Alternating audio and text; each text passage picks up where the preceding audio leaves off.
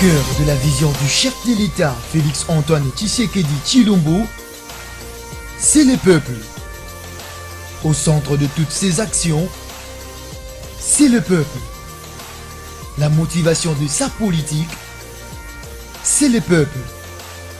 Alors, pour tout savoir sur un peuple fort et son président, suivez le Peuple d'abord télévision, la chaîne sacrée.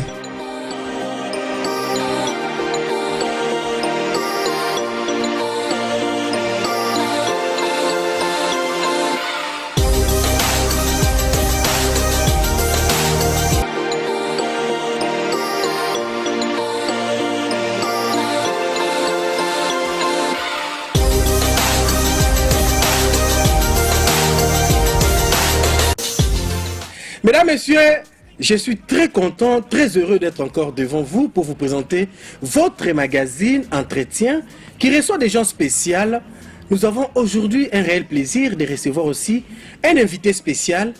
Il s'agit bien de JC Punga, Jean-Claude, bien sûr, vous comprenez quand on dit JC. Avec lui, nous allons essayer d'aborder les sujets d'actualité et d'un grand thème. Vous tous, vous attendez les élections, le processus électoral de décembre 2023. Mais qui est M. Jean-Claude Punga? D'abord, je vous dis, c'est un politologue de formation, analyste politique, et puis un secrétaire général adjoint d'un grand parti, les MSC. M. Jean-Claude va répondre à nos questions. Comme vous aussi, vous posez des questions, comment faire pour s'en sortir de cette situation qui dérange tout le monde, comment faire pour aller aux élections. Mais à part ça, nous allons aborder aussi un sujet important, vous le connaissez bien, il s'appelle Mobutu Sese Seko Kukumbwendu Wazabanga Joseph, ancien roi du Zaïre. Il a totalisé déjà jour pour jour 26 ans depuis qu'il a quitté la terre des hommes. Le président de la République, Félix Tshisekedi, a honoré même sa mémoire à travers la messe qui a été organisée ici à Kinshasa, précisément dans notre cathédrale de Lingwala. Monsieur Jean-Claude, bienvenue dans votre magazine. Hein? Merci beaucoup et merci pour l'invitation. Voilà, nous allons directement commencer parce que ici c'est l'échange, les jeux de questions et réponses. D'abord, Mobutu, qui nous a quittés il y a de cela 26 ans, il a été honoré par le président de la République, Félix Tshisekedi, dans une messe organisée pour lui. Est-ce que vous avez un souvenir que vous gardez de Joseph Mobutu, qui était notre roi à l'époque du Zaïre? Joseph Désiré Mobutu, deuxième président de la République démocratique du Congo, à l'époque Zaïre.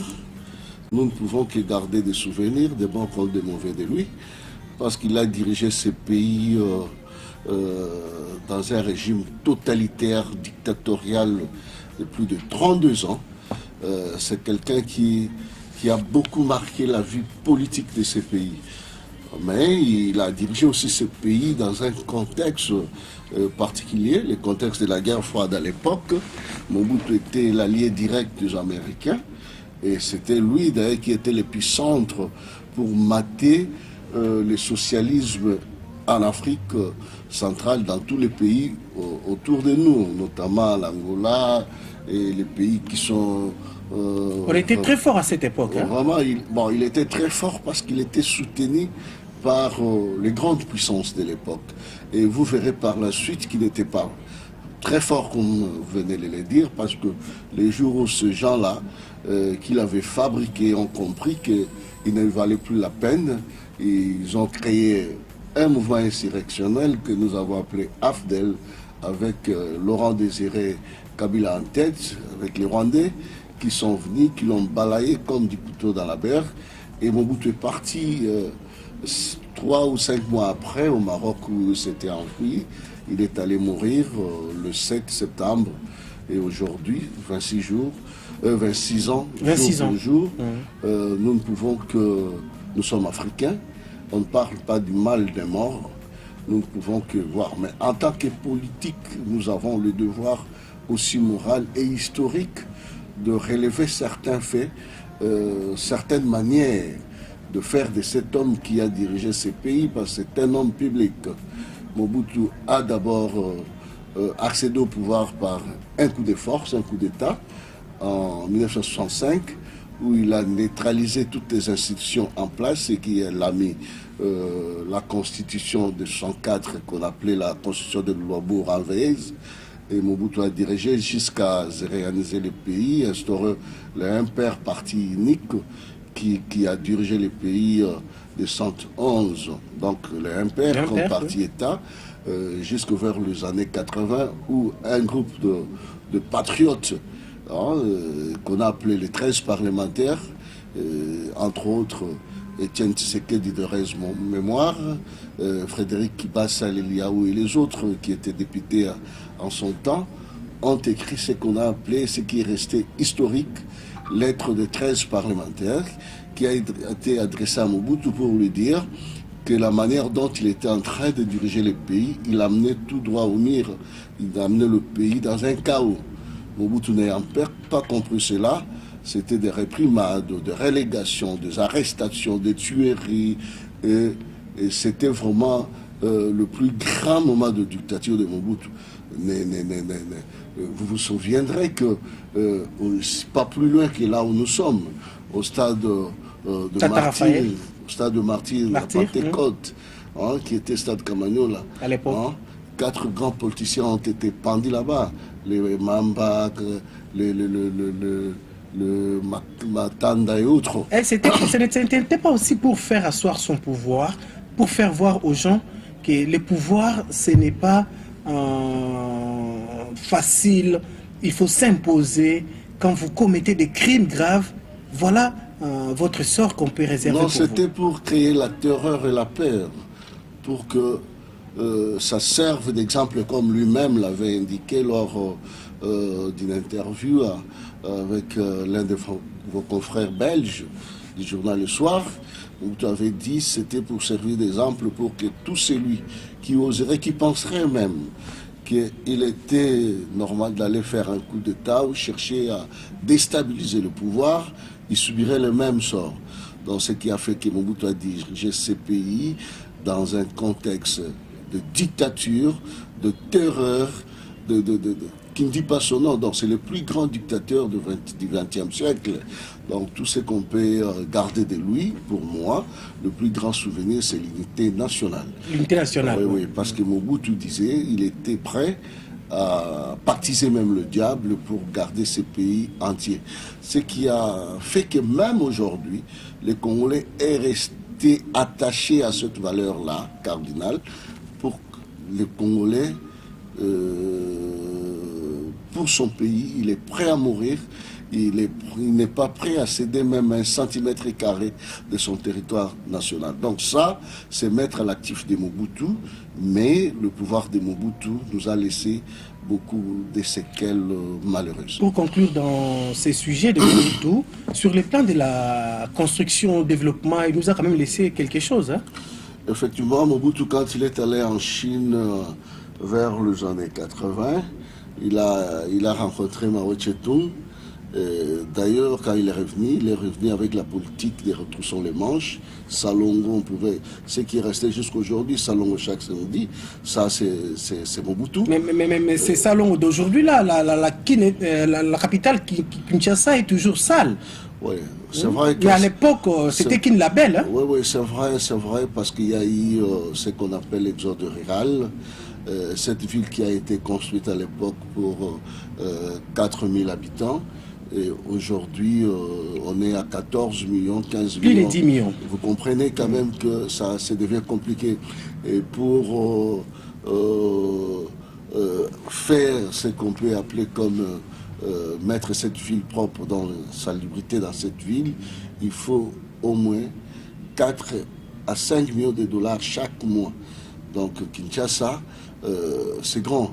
Revenons à Mobutu. Si nous voulons faire le parallélisme, Monsieur Jean-Claude, entre le pouvoir qu'on a vécu à l'époque de Mobutu, à l'époque du Zaïre, et le pouvoir après Mobutu, vous pensez que Mobutu avait bien fait par rapport à après Mobutu?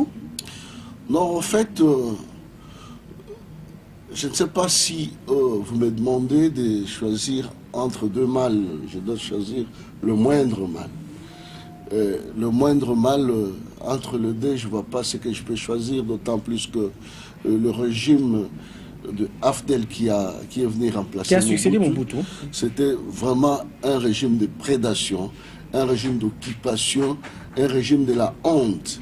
Donc c'est là où les jours où les Congolais ont perdu leur dignité en tant qu'être, en tant que Congolais, en tant qu'un État souverain. Donc nous avons vu dans ce pays un étranger être nommé chef d'état-major général de nos forces armées. Vous savez, à la personne de James Kabarebe, ça on peut les citer. Oui, oui, on vient de mettre en retraite à la retraite par Kagame, qui a peur. Tout ce qui se passe maintenant avec le coup d'État par-ci par-là, il commence à avoir peur. Mais c'est aussi un président finissant. Mais si je vais revenir à ces causes. Donc c'était un régime qui nous a fait reculer parce que... Le régime Afdel. Le régime Afdel, le régime des 18 ans des Kabila, c'est vraiment une parenthèse historique malheureuse. Mais on peut faire mieux plus que ça. Hein? On peut faire mieux, c'est vrai que nous en pâtissons déjà, c'est pourquoi celui qui est là aujourd'hui, le président Félix-Antoine Tshisekedi, souffre. Il souffre parce qu'il a trouvé un pays dans un trou de je ne sais pas de combien, d'une profondeur de combien de mètres ou de kilomètres. Donc il fait un effort pour remonter ce pays à la surface. C'est pourquoi tout ce qu'il fait, peut-être les gens n'arrivent pas à comprendre, c'est pas encore perspectible, parce qu'on dit, ah, il a fait ça, mais c'est par rapport à la situation qu'il a trouvée dans le régime Afdel, le régime qui s'en est suivi, parce que c'est le même de Joseph Kabila, c'était un régime qui nous a avilis, Certains pensent que c'est un régime qui a pillé plus que Mobutu même. Effectivement, parce que Mobutu... Les 32 ans de Mobutu, les gens disent que c'était rien, mais les 22 ans de Kabila, c'était encore plus pire. Avec Mobutu... C'est ce que pensent les autres. Avec Mobutu, la GECAMINE et la MIBA pouvaient contribuer à plus de 50% du budget national. Mais lorsque les autres sont arrivés, ils ont pratiquement tué ces entreprises. Ces entreprises sont devenues des canards boîtiers. Ils ont créé de mining avec des étrangers, tout ça. Ils ont pillé la richesse du Congo. Eux-mêmes sont devenus plus riches que le pays.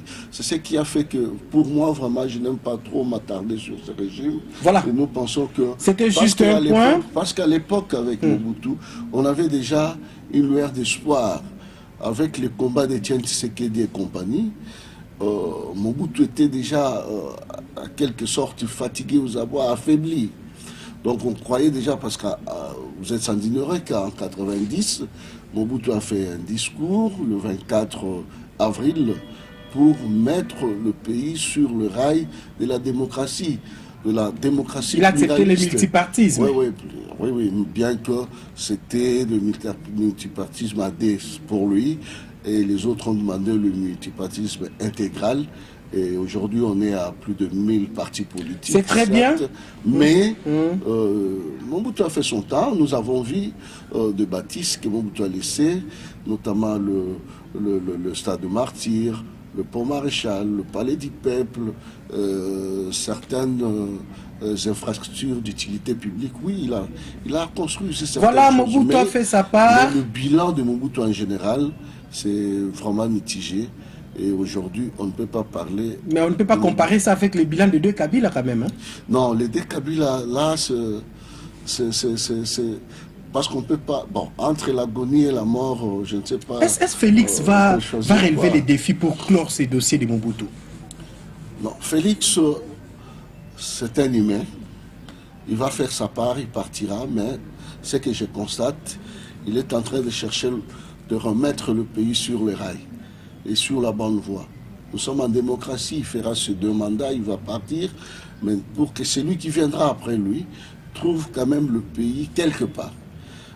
Tandis que lui ne l'a pas trouvé quelque part, il a trouvé le pays... À vous entendre parler, c'est comme si vous pensez que Félix les gens ne les comprennent pas là où le pays était, là où nous sommes aujourd'hui. Hein. C'est comme si Bon, moi, il a personnellement, beaucoup à faire. je ne demande même pas aux gens de le comprendre, mais de constater seulement ce qu'il fait et ils comprendront par la suite. Mesdames, Messieurs, c'était le premier sujet d'actualité concernant notre ancien président, le roi du Zaïre, Maréchal Mobutu. Bien sûr, certes, il a fait ce qu'il pouvait, c'est un humain, et vous avez suivi quand même Juissé Mpunga. Nous allons maintenant entrer dans les vifs du sujet concernant le processus électoral de décembre 2023. Monsieur Juissé, il y a un petit problème par rapport aux élections. Nous tous, nous attendons les élections au mois de décembre. D'abord, dites-moi, comment vous voyez le processus déjà au stade où nous sommes? Est-ce que nous avons la chance que nous puissions avoir les élections au mois de décembre? Mais jusque-là, moi, je reste optimiste. Je ne vois pas ce qui peut empêcher que les élections se tiennent au 20 décembre. Donc jusque-là, le calendrier est en train d'être respecté. Il y a eu l'enrôlement et l'identification des électeurs qui a été fait. Il y a eu appel à la candidature à la députation législative nationale. C'est passé.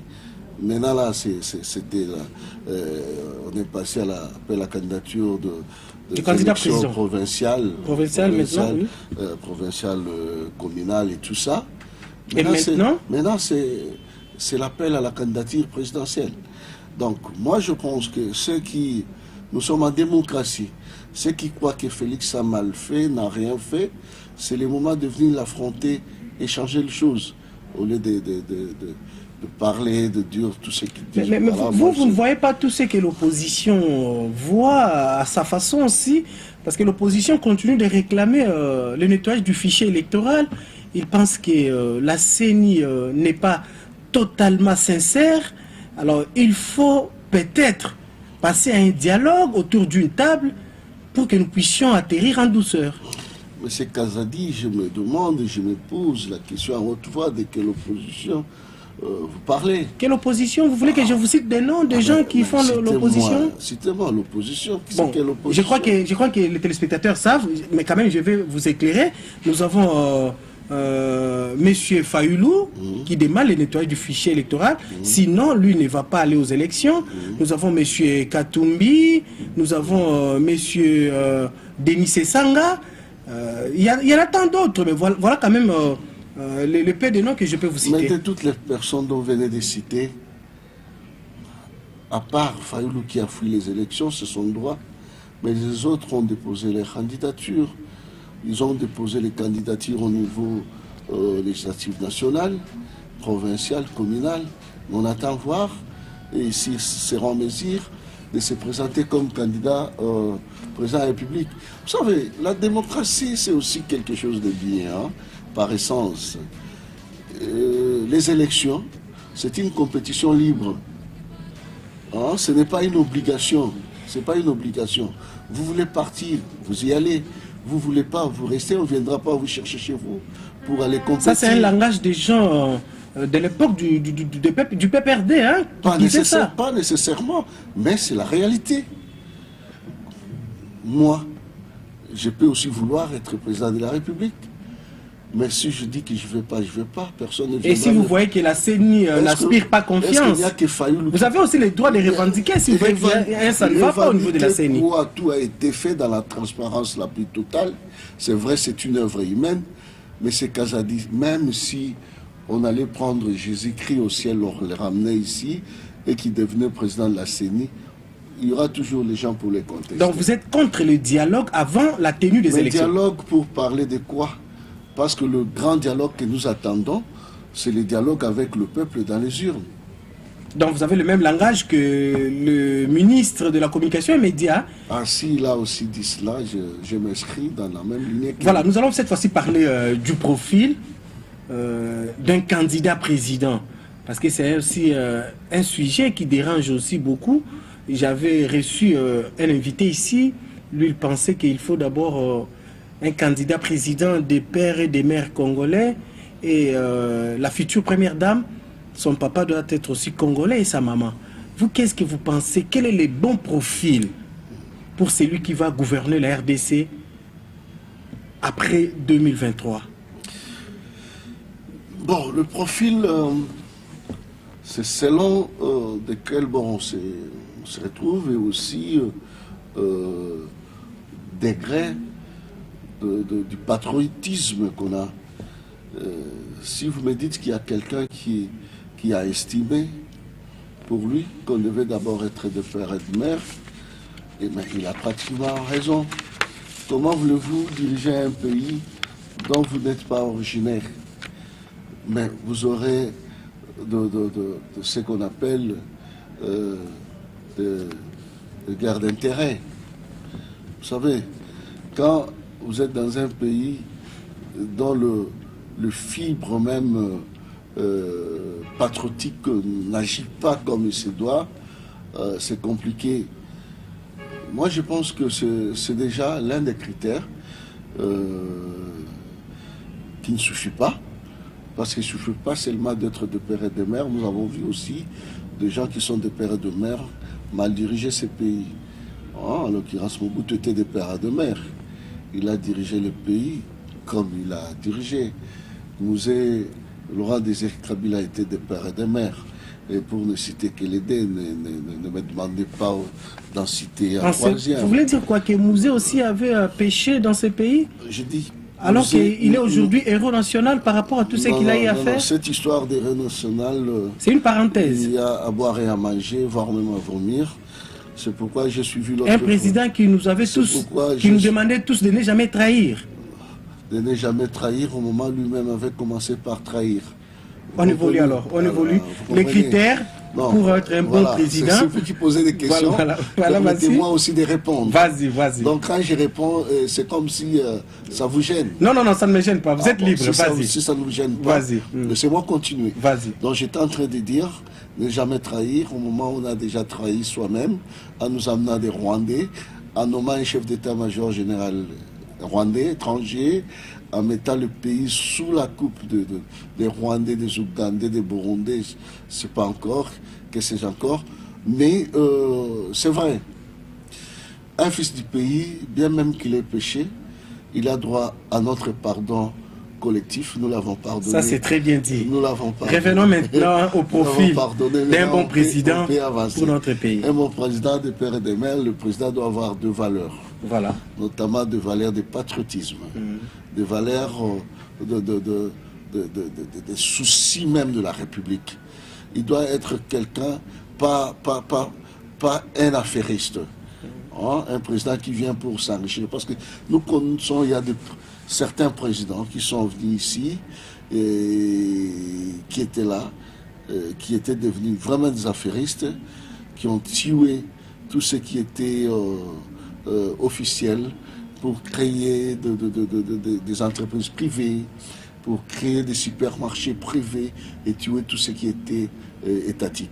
Donc moi je pense qu'il faut avoir un minimum de patriotisme en soi, une volonté de mieux faire et aimer les Congo, avoir les soucis de défendre l'entièreté de la République démocratique du Congo, éviter que ce pays tombe un jour sous la coupe des multinationales, de tout ce qui cherche à les balkaniser, et c'est celui-là. Et d'ailleurs, c'est constitutionnel, mais l'émission même d'un président, c'est constitutionnel. Quand vous lisez la Constitution dans l'article 109, il y a toutes les preuves. Mais ça n'a jamais été mis en pratique, hein? C'est ça le mal. Jusqu'aujourd'hui, le président Félix est en train d'appliquer tout ça à la lettre, parce que sur pied de l'article 109, il est le garant de l'institution, il est le garant du bon fonctionnement des institutions, Est-ce que vous êtes d'accord que la femme du futur président soit aussi des pères congolais et d'une mère congolaise? Mais si elle ne l'est pas, ça sera un scandale à la maison civile du chef de l'État. Ce n'est pas une discrimination, si mais vous figurez-vous, la maison civile du chef de l'État est composée de parents du chef de l'État, de ses oncles maternels comme paternels, de ses frères et sœurs, de la famille de sa femme, des parents de sa femme, et petits frères, grands frères et tout ça. Et figurez-vous, aujourd'hui, vous avez une première dame rwandaise. Nous aurons dans dans cette maison civile des Rwandais, de la famille, de la première dame. Mais c'est aberrant. C'est aberrant. Pourquoi vous voyez seulement le Rwanda? Ouais, c'est le pays qui nous a de plus infiltrés. Et nous savons que la plupart des acteurs politiques ont tombé à un certain moment au charme de femmes rwandaises. Et suivant mon regard, il y a certains même qui prétendent devenir président de ce pays, qui ont de femmes burundaises avec des ramifications au Rwanda. Et ça, vous n'allez pas accepter? Oui, on n'acceptera jamais. Il y a d'autres qui ont de femmes camerounaises, vous connaissez tous. Donc tout ça, ça deviendra compliqué. Et qui d'ailleurs, eux-mêmes ont des nationalités aussi douteuses. Donc vous comprenez, quand vous n'avez rien de congolais, il y a même de ceux-là qui ont même des chiens qui n'ont rien à voir avec nos chiens congolais, qui ont de bergers allemands chez eux. Donc vous comprenez que quelqu'un, de lui-même, de sa femme, de ses enfants, même de son chien, n'ont rien de congolais, alors ils vont apporter quoi aux Congolais? Ils viendront pour voler, piller les Congolais et puis nous allons continuer, nous sommes dans le processus électoral, chers téléspectateurs.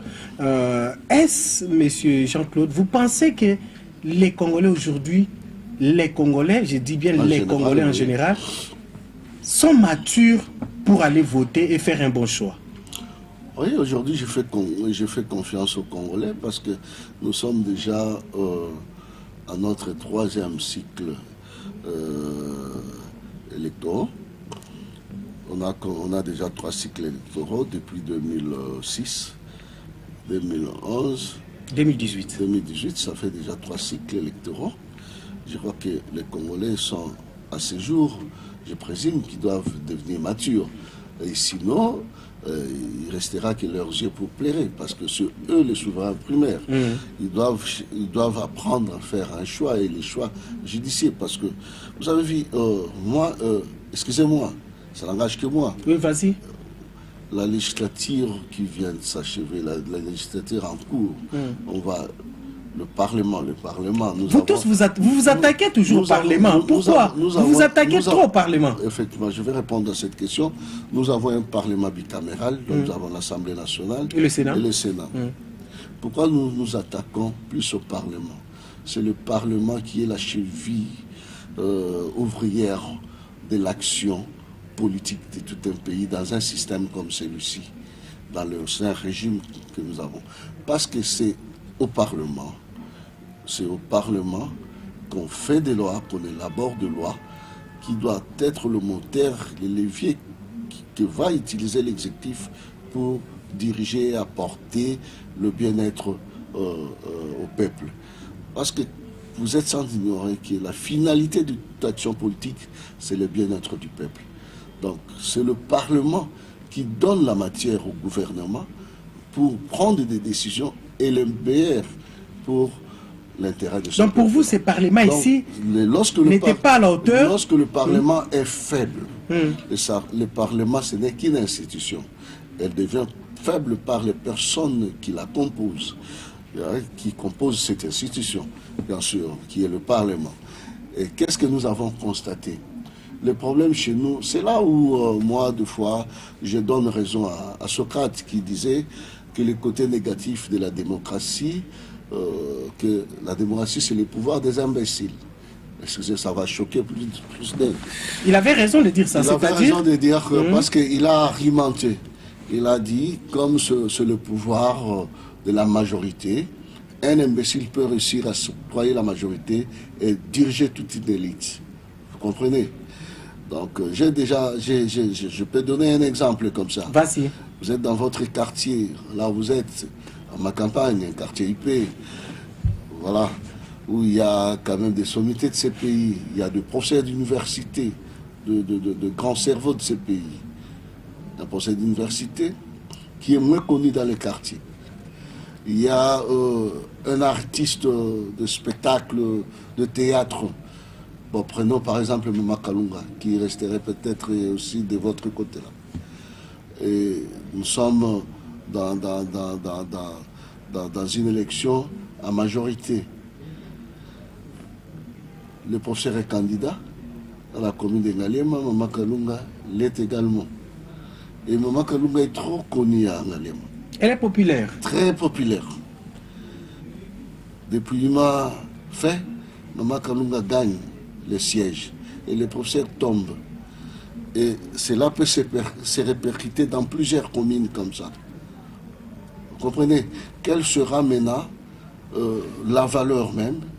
Quel sera le niveau de ce Parlement composé des hommes populaires mais non instruits? Donc vous faites le parallélisme par rapport à notre Parlement, excusez-moi, d'aujourd'hui. Ah oui, parce qu'il y a eu des commerçants là-bas, des gens qui ne faisaient absolument rien, des gens qui n'ont pas de niveau, excusez-moi. Parce que tout ça, c'est même dans la loi électorale.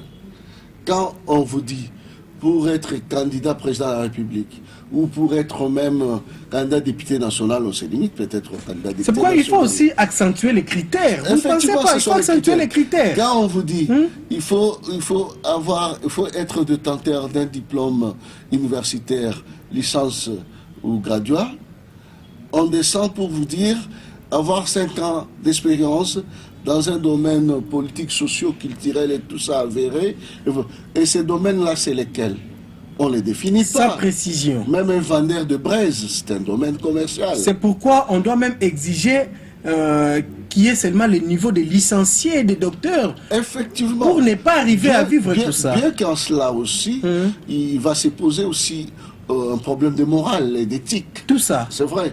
Mais on doit avoir quand même une base. Merci beaucoup, monsieur Jean-Claude. Nous allons évoluer pour maintenant parler de votre parti politique parce que nous allons petit à petit à la fin. D'abord, pour clore ce sujet du processus électoral, vous pensez qu'au jour d'aujourd'hui, si on allait aux élections, et ça sera une élection transparente et libre et démocratique? D'abord, elle sera libre, donc c'est-à-dire, elle est libre à celui qui veut se présenter et à celui qui ne veut pas. C'est ça le terme libre. Donc, on ne prend pas les gens par la force pour aller se présenter. Elle sera transparente. Transparente, ça veut dire que nous irons voter, on mettra des témoins dans tous les bureaux de vote, et à la fin, il y aura des dépouillements tant manuels qu'électroniques. Et d'après ce que j'ai suivi, le président de la CENI a dit immédiatement après, les résultats seront affichés bureau de vote par bureau de vote. C'est déjà la transparence. Voilà. Dernière question. Nous avons pas fini. Bon, vas-y, vous avez 1 minute pour finir, c'est parce qu'on doit continuer. Vas-y. Vous avez parlé de libre et transparence et démocratique. Donc démocratique, c'est-à-dire qu'il y aura liberté de choix. Donc chacun aura à se choisir le candidat de son choix. Donc sa voix va compter dans la corbeille de la personne. Les politiciens ne vont pas instrumentaliser les électeurs, utiliser les électeurs avec leurs moyens, tout ça. Comment non? Le problème avec nous au Congo, c'est la prise de conscience justement des électeurs. Parce que le lecteur sera seul devant sa conscience dans l'isoloir. Donc seul devant sa conscience. Et il n'aura droit qu'à une seule voix.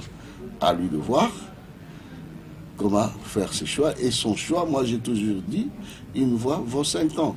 Voilà, c'est bien dit. Mais nous avons constaté, après la publication ici de la liste provisoire des députés au niveau national, plus de 20 000 candidats, monsieur Jean-Claude. Est-ce pour gagner sa vie, normalement, il faut seulement être politique, il faut être candidat député? Ça, tout le monde veut être député national. C'est ça l'héritage qui nous a été légué, qu'on a légué justement à ces régimes par les régimes précédents. C'est-à-dire, quand on n'a pas créé d'emploi, et tout le monde croit maintenant que le secteur le plus rentable maintenant c'est la politique. Et quand on fait miroiter les gens, on dit qu'un député toucherait 21 000 $. Alors on s'est dit, mais c'est là où il y a où coule les miel, il faut y aller, il faut tenter. Dès lors que les critères eux-mêmes ne sont pas si rigides, tout le monde peut y aller. Alors qu'est-ce qu'il faut faire pour arrêter un peu cela? Pour que ça soit équilibré, nous risquerons d'être mal compris par l'extérieur. Qu'est-ce qu'il faut faire pour éviter de tels dégâts? Non, il faut créer les emplois, que chacun se retrouve dans le domaine qui est le sien. Si vous êtes caméraman, vous vous retrouvez dans votre boulot, vous n'irez pas chercher au Parlement à être député. Si vous êtes journaliste, vous vous sentirez bien. On ne peut pas aussi réduire les avantages des députés nationaux. Parce que quand quelqu'un toucherait, il semble-t-il, je ne peux pas affirmer, 20 000 dollars à la fin de chaque mois, avec d'autres avantages. Vous ne pensez pas que c'est ça qui tire aussi tout le monde à aller vers ces montants-là? Peut-être charité bien ordonnée qui a commencé par soi-même. C'est le Parlement et l'autorité budgétaire. Donc ils ont cherché d'abord à se servir eux-mêmes. Ce qui n'est pas mauvais, mais il faut chercher aussi à équilibrer la vie des autres. Et le 20 000 dollars, quand on paye à un député... Il semble-t-il, hein, on ne peut pas affirmer le montant. Ça, on le dit toujours au conditionnel. Hein, si réellement il touche ces salaires-là, ces émoluments, parce que moi, je n'en ai pas de preuve. Il n'y a qu'à celui qui allègue n'importe de preuve. Je ne peux pas alléguer n'importe quoi ici. Et si réellement c'est cela, je pense que ce n'est pas aussi mauvais, parce qu'un député doit être mis au-dessus de toutes les tentations, au-dessus de tout ce qui peut lui tenter. Mais pour faire aussi un travail de qualité, il doit vivre aussi. Vous ne touchez pas l'argent comme ça avec quel travail? Vous savez déplorer ici le travail de ceux qui sont là. Nous disons, parce que les gens, voilà. Il y a un autre aspect que je voulais épingler, parce que nous sommes allés un peu vite, c'est ce phénomène des papas et mamas sociaux. Hein, papa social, maman sociale et tout ça. Donc la pauvreté faisant son lit dans ce pays, celui qui donne est vraiment ondulé par les gens. Il est chanté par des musiciens, par de jeunes gens dans les quartiers. Lorsqu'il y a un problème, c'est lui qui intervient. Il y a quelqu'un qui meurt quelque part, c'est lui qui achète les cercueils, c'est lui qui achète les cafés, voire même la drogue pour les jeunes gens. Et celui-là, il est populaire. Il est populaire. Donc il y a beaucoup d'antivaleurs qui ont pris place, qui ont élu domicile dans ces pays, que nous devons vraiment combattre. Mais et aussi ces députés, ne croyez pas qu'ils soient heureux. Hein. C'est des gens qui souffrent. C'est des gens qui souffrent parce que ils ont créé déjà un système de la méthandie de ces gens-là. Chaque matin, c'est une horde de personnes qui se présentent déjà devant sa maison. Il est obligé de résoudre des problèmes des uns et des autres. Et à la fin des comptes, il s'appauvrit lui-même.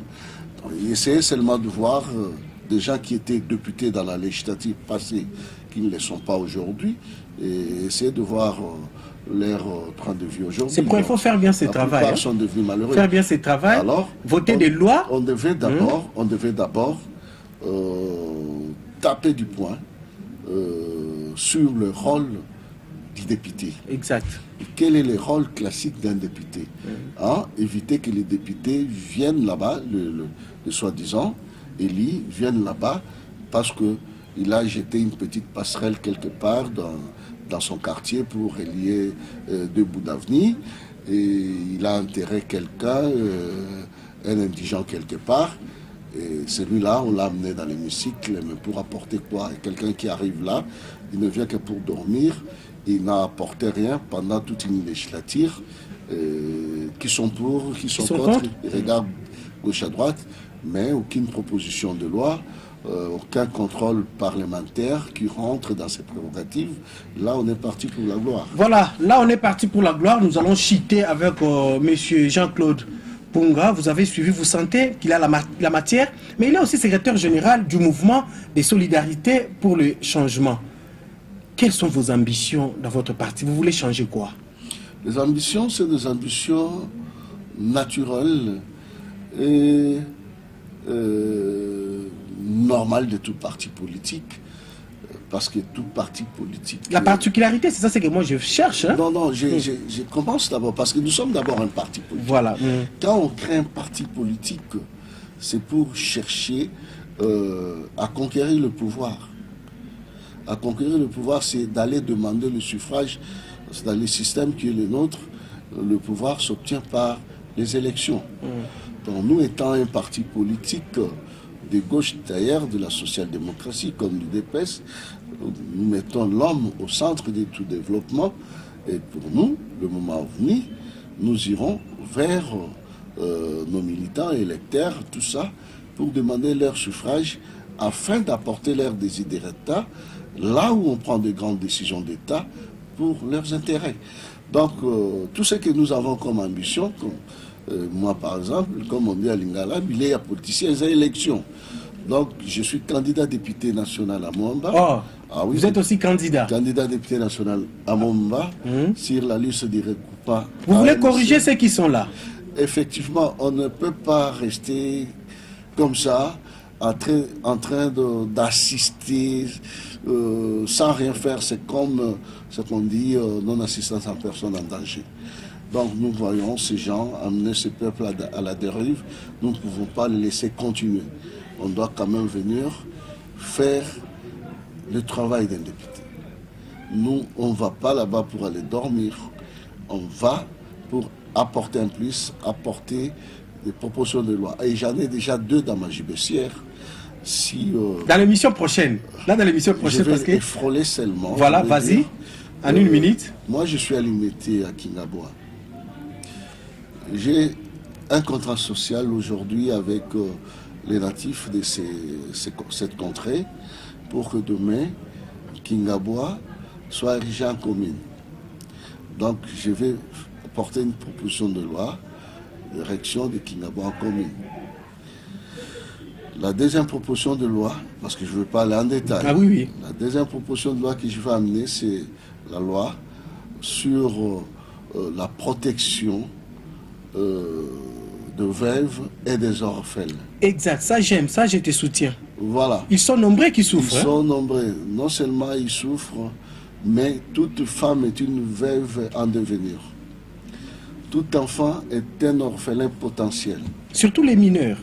Et quand vous laissez ces gens-là, nous sommes en Afrique, dans une société, surtout chez nous au Congo, les Bantous que nous sommes, lorsqu'un papa meurt, la famille du défunt vient prendre tout ce qu'il avait, combien il part, il laisse les femmes, orphelins, veuves orphelins, leur triste sort. Et la femme étant incapable, la veuve étant incapable de nourrir les enfants, de les envoyer à l'école, conséquence directe, ces enfants vont se retrouver dans la rue, ces enfants vont devenir des koulouna, et nous allons commencer à déplorer des cas comme cela. Et pour parier à des situations comme celle-là, moi j'amène une proposition de loi pour que une fois... Ne dis pas tout, parce qu'il y a des autres qui écoutent. Hein? Ils peuvent écouter, mais ils n'ont pas la matière que j'ai. Ok. Voilà. C'est vraiment une matière exclusive. Parce que nous voulons un parlement de gens qui réfléchissent, voilà. Dans des débats, dans des propositions. Nous allons changer des choses. Alors, je ne suis pas seul. Hein. Bien qu'il y a des gens qui émergent, comme l'un de vôtres, un journaliste comme vous, puis Gérard Elenga, hein, que j'apprécie beaucoup. Vous savez, il y a un groupe de journalistes qui a fait la honte de la profession, de votre profession, qui sont allés au Parlement. C'était une parenthèse. Une parenthèse malheureuse. Hein. Alors, ce sont des gens que vous avez vus, ceux qui sont amenés. Mais j'aimerais que cette fois-ci, les journalistes et les groupes de puis Gérard Elenga et nous autres, nous allons apporter quand même une autre touche. Nous allons vous juger sur place une fois que vous serez là-bas. Parce que beaucoup ont dit ça. On juge les arriver là-bas, c'était compliqué. Monsieur Jean-Claude, on a fini. Vous avez 1 minute. Déjà, parce que nous courons aussi le temps. Je crois que vous avez de la matière. Prochainement encore, on va revenir. Vous êtes candidat, vous venez de me surprendre, vous êtes candidat. Mais vous n'aimez pas trop faire le bruit comme les autres. Ça, c'est très bien. Mais prochainement, je vais encore vous recevoir comme candidat maintenant, pour aller très loin. Vous avez 1 minute pour faire passer un message au peuple congolais d'abord. Aujourd'hui, je ne veux pas que vous puissiez parler à vos électeurs. Prochainement, vous allez parler à vos électeurs, au peuple congolais, parce que nous ne voulons pas que les gens continuent de croire que les peuples congolais sont naïfs. Un message au peuple congolais par rapport à la situation de notre pays. J'en appelle à la conscience et à la maturité de ce peuple. Ils sont 3 ans appelés, c'est déjà un peuple mature. Donc ils doivent comprendre qu'aujourd'hui, nous n'avons que ce pays comme pays, si je peux me répéter. Mettons-nous ensemble derrière le chef de l'État actuel, le président de la République. Il est aussi votre candidat? C'est notre candidat naturel. Et d'ailleurs, le candidat de beaucoup de Congolais. De la majorité même des Congolais, vous verrez. Et cela va se réaliser. Et vous verrez dans les urnes, ça va se traduire dans les urnes. Il sera élu haut la main. Attendons vous voir. voyez, il y a certains autres candidats qui commencent à fuir les élections. Continuez avec votre message, vous avez une minute. Oui, voilà. Donc, j'en appelais à la conscience de ces Congolais d'être patriotes, de défendre leur pays jusqu'au sacrifice suprême. Nous n'avons que ces Congos comme pays. Nous devons nous aimer les uns et les autres. Ce n'est qu'à ces prix que ce pays va se développer. Dans chaque époque, il y a toujours un visionnaire. Il y a toujours un leader. Dans cette époque présente que nous avons un visionnaire, un leader qui est Félix Antoine Tshisekedi Tshilombo. Suivons les guides. Je crois que demain ou après-demain, nous ne serons pas déçus. Et nous autres qui sommes candidats députés nationaux, faites-nous confiance, vous ne serez pas déçus. Voilà, mesdames, messieurs, vous avez suivi monsieur Jean-Claude Punga, ce n'est pas bien moi. Je vous rappelle toujours que la chaise là, c'est pour vous, pour les invités. Donc, moi, ce que j'ai retenu de bon, c'est l'amour. Nous devons garder l'amour. Aimons ces pays pour que nous puissions aller de l'avant. C'est ça, nous avons que ça comme pays. Ça n'est fini à partir de ce qu'il a dit. Nous vous disons merci et que Dieu bénisse la République démocratique du Congo. Au revoir. Amen. Monsieur Jean-Claude, merci. C'est moi qui vous remercie. Merci.